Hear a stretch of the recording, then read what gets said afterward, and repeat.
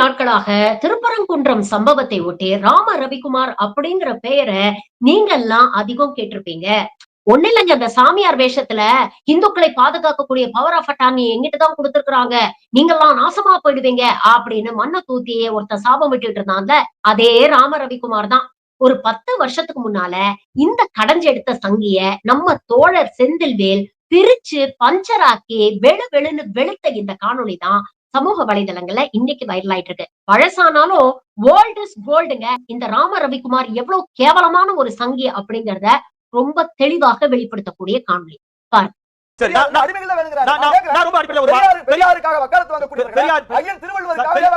பெரியார் பேசிய ஒரு சில வார்த்தைகள் நான் குறிப்பிட்டிருக்கேன். அரசியல் விமர்சகர் மட்டுமல்ல, வெளிநாட்டு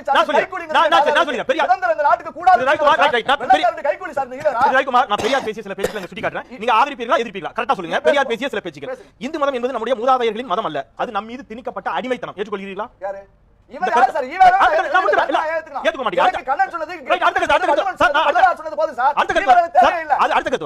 சதுர்வர்ணம் அளிக்கப்பட வேண்டும், பார்ப்பன மதம் வேறு இருக்கப்பட வேண்டும். இது சாத்தியமாகுமா?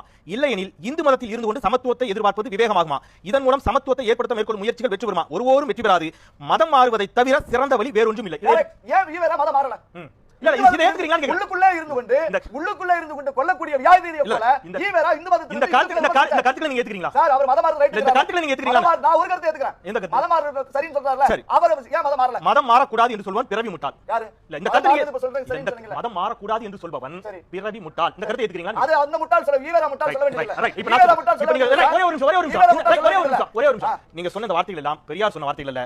1936 ஆண்டு மே மாதம் 30, 31 ஆகிய 2 தினங்கள் மகாராஷ்டிரா மாநிலம் யோலாவில் நடைபெற்ற மாநாட்டில் நீங்கள் இன்றைக்கு தூக்கி பிடித்த அம்பேத்கர் பேசிய வார்த்தைகள். அப்ப அம்பேத்கர் பேசினா நாங்க வந்து ஆதரிப்போம், பெரியார் பேசினா எதிர்ப்போம். எப்படி? இல்ல நீங்க இப்ப யார் முட்டாள் சொன்னீங்க? யார் முட்டாள் சொன்னீங்க? அம்பேத்கர் பேச சொன்னீங்களா?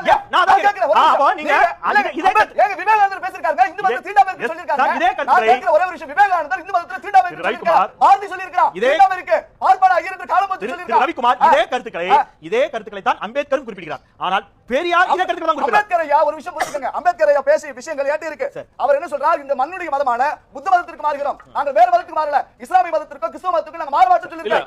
அம்பேத்கர் சொல்லிருக்காரு, கன்வென்ஷன் பத்தி சொல்லிருக்காரு. நான் கேக்குறேன், பெரியாரின் பேர்ல நீங்க போய் சொல்லாதீங்க. இல்ல நான் கேக்குறது ஏன் நான் இந்த கேள்வி கேக்குறேன், பொய் இல்ல. ஏன் கேக்குறேன்னா கருத்தை எதிர்க்கிறோமா நபரை எதிர்க்கிறோமாங்கிறதுக்காக நான் தெரிஞ்சுக்கிறதுக்காக கேட்டேன். நீங்க கருத்தை எதிர்க்கிறீங்களா நபரை எதிர்க்கிறீங்களா? நீங்க தவறான பதில் செய்றீங்க. நீங்க தவறான பதில் செய்றீங்க. இல்ல இல்ல திரும்ப நீங்க பேசுங்க.